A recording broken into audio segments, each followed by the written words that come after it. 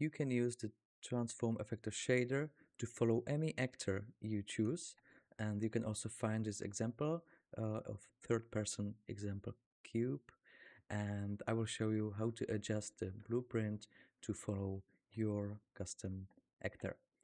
So by default, in blueprints, we got this blueprint, which is BP Effector third person and BP Shader MPC. The main difference is that this one, the Effector Shader MPC, is calculating position of itself. So it's you can find it up here under the actor position, and you can see we are defining the position of the blueprint, and this is controlling all the distances and so on. And the only difference that I can use it not in manually mode, which is here in this effector overview.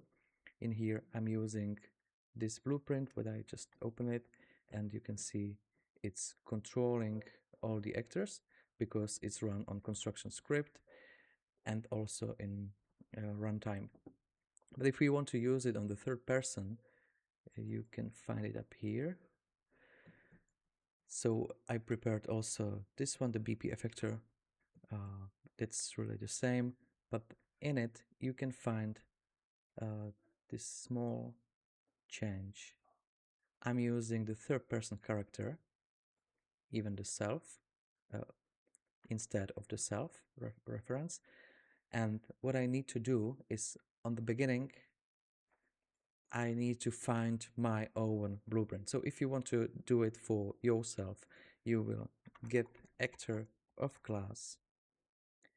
And here you have to find your own player. So I will type third person, but you will have the first person, but you name it. Yeah, so you select your player. Then I right click here, promote variable, and I call it my player. You can see it creates actor from the class, and then you will connect it here.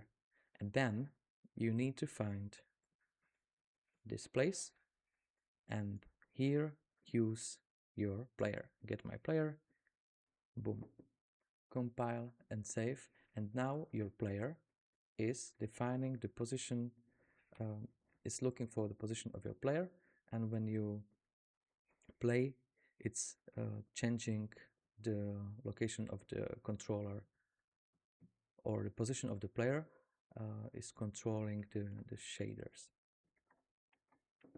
You can use it also for selected actors in the scene, so it doesn't have to be the player, it can be another cube, or you choose what it should be.